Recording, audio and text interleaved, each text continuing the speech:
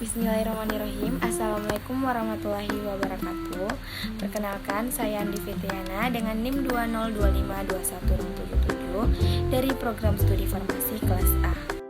Baik, pada kesempatan kali ini saya akan memaparkan tentang aksi obat bevacizumab pada reseptor growth factor yang diampu oleh Bapak Apoteker Eva Feryadi, S.Farm M.Farm. Adapun topik pembahasannya, yang pertama itu definisi obat bevacizumab, yang kedua ada patofisiologi penyakit, yang ketiga mekanisme molekuler obat. Bevacizumab atau avastatin merupakan obat sebagai antibodi monoklonal imunoglobulin G1 dalam terapi target yang berfungsi menghambat vaskular endothelial growth factor atau biasa disingkat dengan VEGF yang termasuk dalam reseptor tirosin kinase. Fungsi obat bevacizumab adalah untuk obat penyakit kanker. Obat ini sebagai tata laksana kemoterapi kanker. Indikasi dari bevacizumab yaitu kanker kolon bermetastase atau kanker rektum bermetastase. Efek samping dari obat bevacizumab yaitu pendarahan mukokutaneous, perforasi saluran cerna, gangguan penyembuhan luka, tromboemboli arteri, hipertensi, dan proteinuria. Adapun peringatan dari bevacizumab yaitu inflamasi intraabdomen, itu berisiko untuk terjadinya perforasi pada saluran cerna. Hentikan pengobatan jika dipilih pembedahan. Hindari paling tidak 28 hari setelah pembedahan besar atau sampai lukanya sembuh dan riwayat hiperten. Sel dan jaringan kanker memiliki tingkat metabolisme yang tinggi, di mana hal ini dapat mengakibatkan terjadinya hipoksia. Hipoksia tersebut menjadi faktor utama terjadinya angiogenesis kanker. Kondisi ini dapat meningkatkan peningkatan elemen respon hipoksia yang ada di dalam VEGF, sehingga mendorong terjadinya transkripsi protein VEGF. VEGF juga berkaitan dengan koreseptor neurofilin NRP1 dan NRP2. Pengikatan ini memiliki afinitas yang tinggi. Reseptor ini diekspresikan pada permukaan sel endotel, di mana perannya sangat penting dalam merangsang angiogenesis dan proliferasi sel kanker.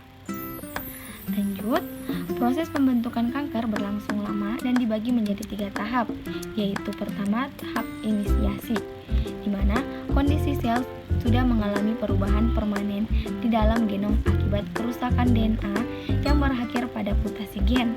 Sel yang telah berubah ini tumbuh lebih cepat dibandingkan dengan sel normal di sekitarnya. Tahap inisiasi memakan waktu 1 sampai beberapa hari. Yang kedua, ada tahap promosi, yaitu periode berlangsungnya tahap ini memakan waktu hingga 10 tahun lebih, karena pada tahap ini merupakan proses panjang yang disebabkan oleh kerusakan yang melekat dalam materi genetik sel. Diawali dengan mekanisme epigenetik, akan terjadi ekspansi sel-sel rusak membentuk premalignasi atau mengarah ke kanker. Tahapan ini terjadi ketidakstabilan genetik yang menyebabkan perubahan mutagenik dan epigenik. Yang terakhir yaitu tahap perkembangan. Hasil dari proses ini adalah klon baru sel-sel tumor yang memiliki aktivitas pembelahan terus-menerus, bersifat ganas, berkembang biak, menyerbu jaringan sekitar, lalu menyebar ke tempat lain. Adapun mekanisme dari reseptor VEGF yaitu dimulai dengan VEGF yang berikatan dengan reseptornya dan menyebabkan dimerisasi reseptor. Kemudian akan terjadi autofosforilasi tirosin. Selanjutnya, tirosin yang terfosforilasi akan bertindak sebagai tempat ikatan berafinitas tinggi bagi suatu protein adaptor bernama GRB2, yaitu protein yang mempunyai SH2 domain yang selanjutnya memicu aktivitas RAS.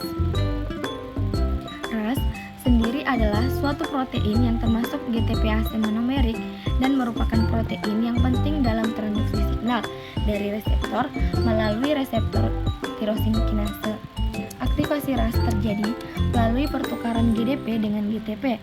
RAS yang teraktivasi akan mengaktifkan RAF, suatu tirosin kinase seluler yang selanjutnya akan memicu serangkaian peristiwa fosforilasi berurutan atau biasa disebut dengan kinase cascade, yaitu RAF, MAP kinase, dan faktor transkripsi, di mana Faktor transkripsi ini yang akan masuk ke dalam nukleus dan mempengaruhi proses transkripsi gen yang berperan dalam proses proliferasi dan pertumbuhan sel.